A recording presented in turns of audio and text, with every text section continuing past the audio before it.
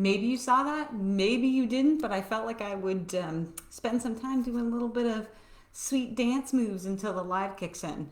It just did. Welcome. Happy Friday or whatever day it is you're watching this, my very fine friends. I hope you are all doing well, and I'm excited to see each and every one of you. As always, I highly recommend engagement. If you're here, if you're live, say hi in the comments. I will say hi back so long as Facebook Live doesn't play me and I can see the comments today. But yes, if you're here live, say hi. If you're watching the replay, let me know. So today we are talking about a pretty exciting topic, and this actually stemmed from one of our community members had asked me to cover the topic of money mindset and limiting beliefs around money or money blocks. And it just, as I sat there and I started thinking about it, and I started thinking about the origin and the actual roots of where a lot of our own money beliefs or money stories come from, it hit me. Hi, Elizabeth. It hit me right then and there that so many of our beliefs around money and our thoughts around money and how we behave around it, whether or not we can call it in or manifest it, is rooted so deeply in our ancestor story and our generational DNA that has been passed down from my parents, my parents' parents, my parents' parents' parents. It actually comes down the line. And if I don't know if you actually know this or not, maybe some of you are familiar, maybe some of you aren't, but that's okay. That's the point of this live. A lot of our kind of subconscious beliefs, the ones we don't really have an idea where they came from, or things of that nature, again, specifically around money is a big, huge one I see all the time, is because it's generational and it's ancestral and it's been passed down from one generation to the next, and now it lays with you. So let's talk about it. Let's have an open conversation. If you have questions, let me know and I will do my best to answer them. If I don't answer them, I will answer them in the end, at the end. So you are probably attending this live because you have kind of a funny innate awareness that your family, this can be your immediate family, just outside your immediate family, has been recycling the same set of patterns of behavior time and time again. Like, and it doesn't matter if it's like your own immediate family or your cousin's family. It seems to be that everyone has the same patterns. And if you kind of feel that way, then you're going to get a lot of great information here. If you feel like some of your deep-seated beliefs do not even belong to you and you do not know where they came from, I think you're going to get a good hint after today's live. If you know for a fact that you have been carrying around some ancestral wounds or some ancestral patterns, and you want to know, like, hey, Denise, how do I begin to break them? How do I begin to break that cycle and have it stop with me? I'm hoping you'll get a few tips right here in the live. And if you want to really explore the root of your limiting beliefs, and again, this goes back to knowing, like, where do some of my limiting beliefs come from? Why do I feel like, I'm stuck?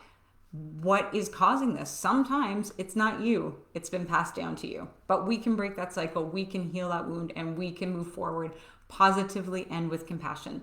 And finally, if you are ready to let go of those beliefs that no longer serve, that are no longer with your highest and greatest good in mind, stay tuned because I'm going to share a whole bunch of information with you. So before we can move on, because some of you might know what ancestral wounding or intergenerational trauma or ancestral healing is, but for those of you who don't, allow me just a moment to give you a bit of a definition so that you have a really good understanding of what we're talking about here. So this is the historical patterns of our ancestors that have been passed down from one generation to the next through DNA. That is right, you heard me. These beliefs can actually be passed down via the DNA. So it is hardwired into you. And when it's hardwired into you, a lot of the times our behavior, our patterns of behavior that came down from generations are so subconscious that it's up to us to uncover them and discover the root of the problem. Or in this case, the root of the pattern, because nothing's really ever a problem. We can deal with anything, my friends. These types of ancestral wounds can be rooted in intergenerational trauma. And what I mean by this, and this is a topic I'm very, very passionate about, this tends to happen a lot with marginalized ethnicities. So a great example of this, a Canadian specific example, is the trauma that's passed down from one indigenous generation to another.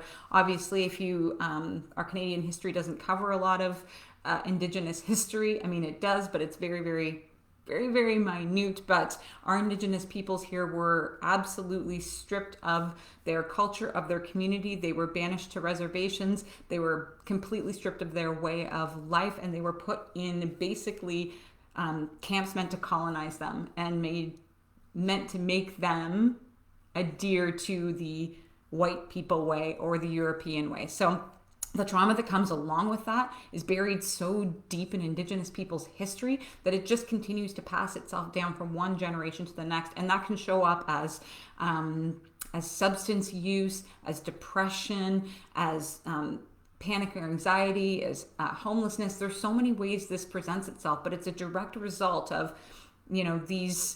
these hurts and these traumas being passed down, and it just continuing into the next generation. And until we stop it, it will continue to perpetuate, and the cycle will continue. But yes, we do see this a lot in marginalized societies or ethnicities that have passed down the hurt and the pain from their generations to their children. And this ancestral wounding can be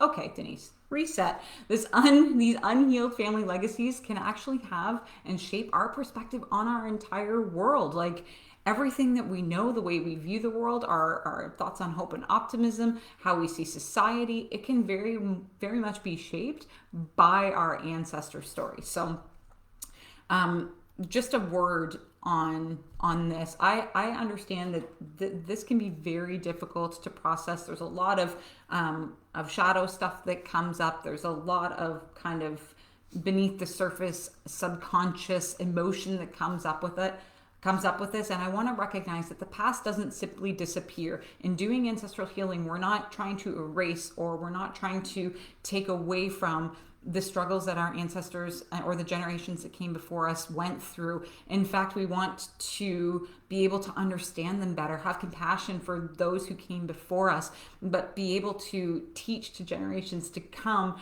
what they struggled with, but in doing so, having compassion and being able to move into the next phase, knowing that there can be some positivity that can come around us, and we can break that cycle of negative patterns that's been handed down to us. But it's not necessarily easy, but it does start with having deep respect for what our ancestors went through. Because I mean, we are in a pandemic right now. There's no doubt about that. We are all struggling, but we have a lot of comforts that some of our other generations didn't have. Like, I don't know about you, but sometimes when it comes to this pandemic, I think about what it might have been like if we were in like 1980 and we didn't have cell phones. We didn't have access to the internet. We didn't have access to TikTok. Don't get me started on TikTok, please. It's a spiral. But yeah, like would they think about it then, even in the 80s, going through this now, and now think about some of the things that our ancestors generations ago had to go through and had to struggle with, and what that might have been like. So we always need to have deep respect to what for what they went through, and in doing so, we can heal the wounds with a lot more compassion. And I mean, really and truly, my friends, we all have the power to heal our own lineage. We can transform trauma into blessings, wounds into wisdom. And that's really what we're talking about here, is looking deeply into what our ancestors dealt with and saying, okay, that was very painful. And I understand like the root of, maybe it's alcoholism that runs in your family, or, maybe it's depression or trauma, and recognize this is how they dealt with it in this time. This was the coping strategy. This is what allowed them to move on. But I'm going to respectfully begin to work towards finding positivity and reframing this and being able to really heal from it and heal myself from it. So what is the purpose, you might be asking yourselves? Like, why do we want to do this? Why can't we just leave well enough alone? Or maybe you've never even thought about it before, or maybe you've never even considered that some of your deep-seated beliefs might not even belong to you. So here are some of the reasons we want to, or the purpose of addressing your ancestor story or your ancestor patterns or wounds. So to identify trauma patterns that have been created by earlier family members and ancestors, beginning to unravel the impact on our lives today, because a lot of what we're experiencing, and as I said before, how we're perceiving the world could be through the lens of our ancestors as opposed to our own personal lens. And we want to set future generations up for success so that they have that deep respect for what the generations before had to go through for them to come into today, and but to be able to do it in a way that's more positive and more uplifting, to restore joy to the familial line. I mean, there has been a lot of suffering for so many people and so many families, and to be able to stand up and say, okay, this stops with me. I am going to breathe new life into the generations that come after me. I am going to bring joy and healing around it. That is one of, for me, the biggest reasons to begin working on healing that line. Hi, Alicia. Is there anyone else saying hi? No, just Alicia. That's okay. Hi. To begin to understand the patterns that are holding us back, because we all have those things that prevent us from making the change in our life that we really want to make, or embracing transformation, or shaking things up and shifting our perspective. But if there are ancestral wounds that are holding us back, we need to explore those, because they, like I said, are subconsciously holding us back and we might not even know it. So to be able to break that chain, it takes us looking into it and making it a priority. So when you actually go through this process, I want to talk about some of the benefits that come right away. And these are some of the ones that I experienced as well too. So the first thing is relief, because if you begin to understand that, or have an awareness around some of the patterns that you've been experiencing being generational, you might feel like you're loco. Like you have no idea where this came from. Like, is this me? Is this really real? So there's, when you recognize and you look through your family history and you look at your family tree and you see the patterns that have passed down, all of a sudden you don't feel like everything you thought was silly. You actually have validation, and you know firsthand that this is actually a real thing. And once you know it's a real thing, you can move on and try and heal. Well, what's Alicia saying? So how do we know if we are holding on to these ancestral traumas? I am getting to that. You will know through looking at your family tree and looking into the past to see if one family line after another has had the same set of patterns cycling through each and every generation. But I'll talk more about that in a little bit. So when we do this as well too, you have a better understanding of your lineage and your relatives, and you're not holding on or harboring or thinking about why did they do this, or why did they handle things this way. You have a bigger respect for them, or a greater respect. You begin to heal from hurt that no longer belongs to you. If hurt has been passed down to you, if you're suffering from intergenerational trauma, if you're suffering from ancestor wounding, you have hurt that does not belong to you. And if we can heal that, we can really move on from it and we can release it. And I know I spoke a little bit about the indigenous culture here in Canada, but I want to bring your attention to a really powerful indigenous way of knowing, and one that's always really, really resonated with me. And it is this concept that when you heal, Denise, when I heal, I am healing 7 generations before me, and I am healing 7 generations after me. So when you're going through these healing processes and you're kind of discovering and bringing to light these ancestral wounds, and you release them and you heal them, you are healing multiple generations, and it just radiates from outside of your body. And that is an incredibly powerful image to keep in the back of your mind when you're going through some of these activities. And most of all, you begin to uncover joy, and you can shift your perspective from that of victimization to gratitude, which is really, really wonderful. Oh, thanks, Alexa. Alexa's here. Hi. I like this topic. I get really passionate about it. So we want to, and this speaks to Alicia's amazing question, how to address these wounds. The first thing that you got to do is you got to recognize if this is actually a pattern, because it could be just something that you've picked up along the way in your own life. But to really know if it's generational, you have to spend some time looking at your family tree, which this is a very, very exciting activity, because it gives you a chance to Talk to your parents, find out about the generations that came before, talk to your cousins or your aunts or your uncles, and get their perspectives, and find out, ask questions, and be curious about the things that they have gone through in their lives. And yes, you are going to uncover some of those negative patterns, and you might get into some deeper conversations, but ultimately you might really discover some really exciting and fun things you didn't know about your own family. So I love going through my family tree. I think it's so fascinating because it just is huge. So yes, that's how you're going to discover it, because you want to look to the past and see where the patterns have repeated themselves. But when you've got that information and okay, and I'll use the example of money mindset has been passed down from generation to generation. People before you thought, making money had to be difficult, that you couldn't make a living doing your passions. You had to get a 9-to-5 job. Think about where that might have come from. Maybe your parents really struggled and had to grind each and every day in order to make any money, and they really struggled they really struggled financially.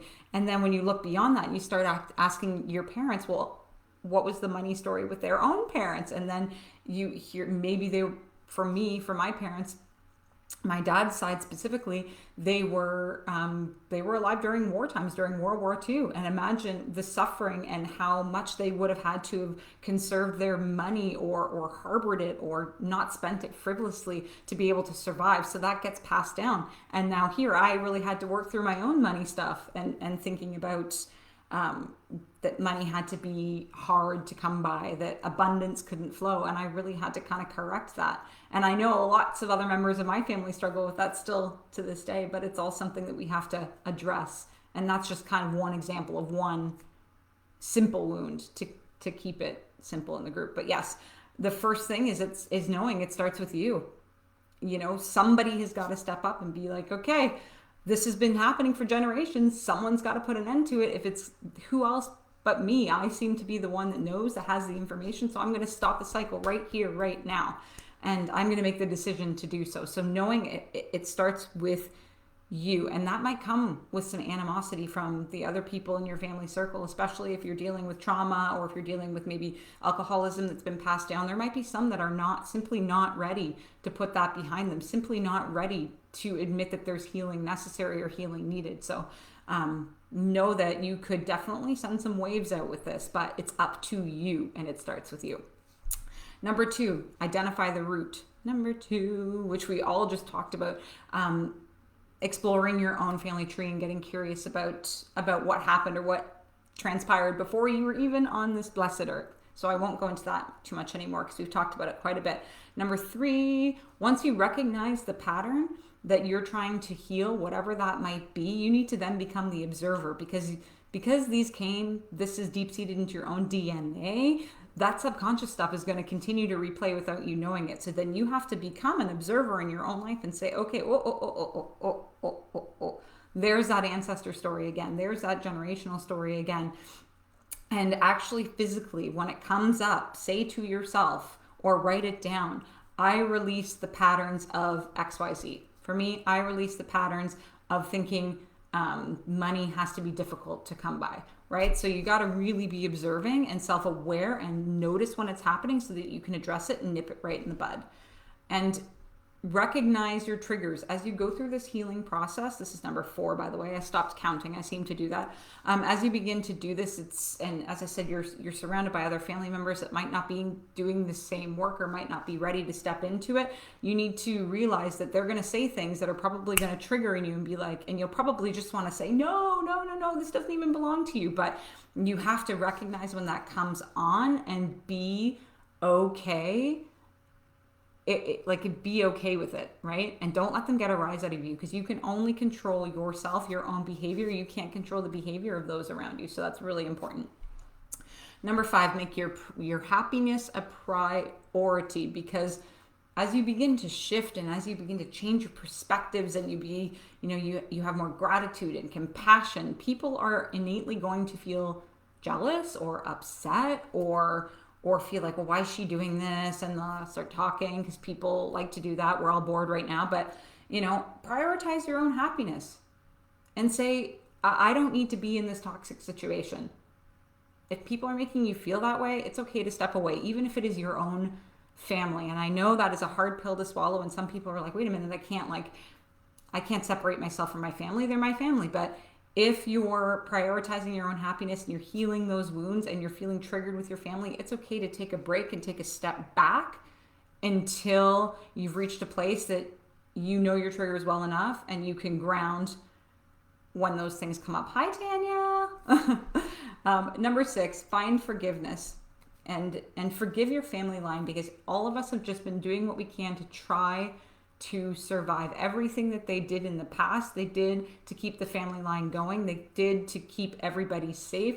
And maybe that can be very hurtful, and maybe it's hurtful to you now because you're now responsible or now taken on the task of healing ancestral wounds. But find forgiveness. They were doing the very, very best that they can. And I know specifically for your parents as well too, parents are always doing the very best that they can for their children. Not always. This is not always the case, but if you can find, there are some parents there that just were ill-equipped for having children at the time, but find forgiveness even for them, and an inner knowing that they probably were doing the very best they could, and they too were probably suffering maybe from ancestral wounding. So having compassion and finding forgiveness is really important. And number 7, understand why you want to release the wound. Why are you doing this? What do you want to make room for? If it's around money blocks and money limitations, are you releasing the wound because you want to allow for abundance to flow? Really set that intention and say, I release this pattern of limiting money beliefs so I can allow abundance to flow into my life and I can make money easily, because money is fruitful and there's lots of money to be had. So understand why you're doing it, because it's important to be grounded in that and have a knowing. You're not just healing the wound because you're doing it because I want the next generations that come after me to feel joy, to have a really good understanding of their familial heritage, but be able to move away from these patterns of behavior and have more positivity or more gratitude as they begin to grow up and not have to suffer the same way our family has suffered up until this point in time. So a really good understanding of why you're doing it is supremely important. I don't know what all these accents are about today, but you know me, on Friday I get a little silly. Know that happiness is within you, number 8.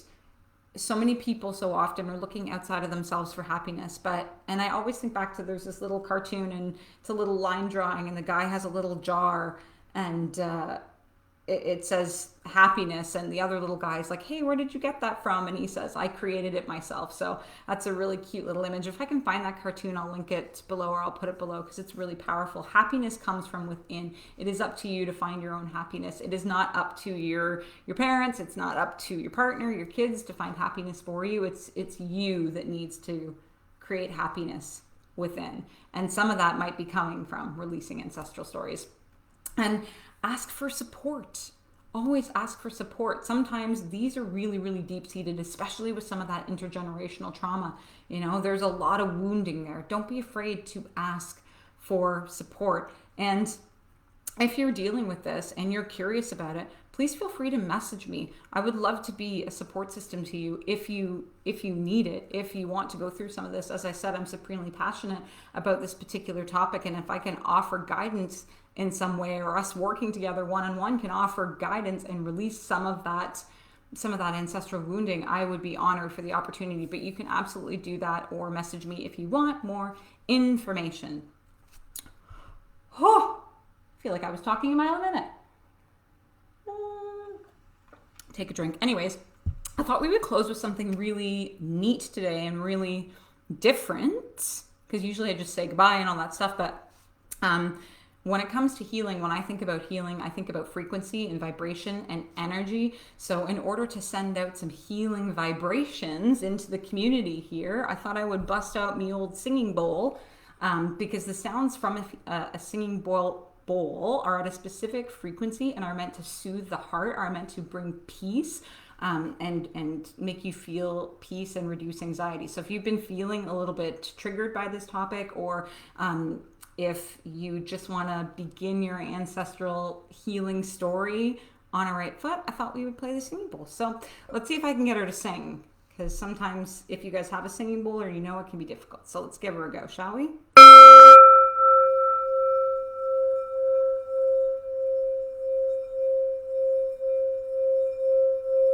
Oh yeah.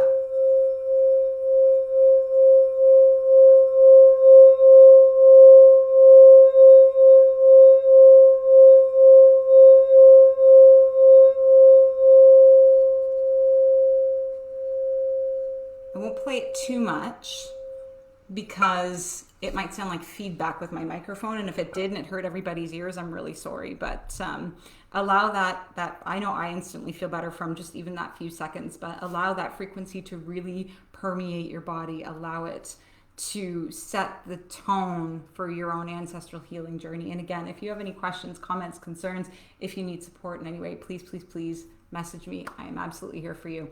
And if you're ready to begin looking into your family tree, put it in the comments.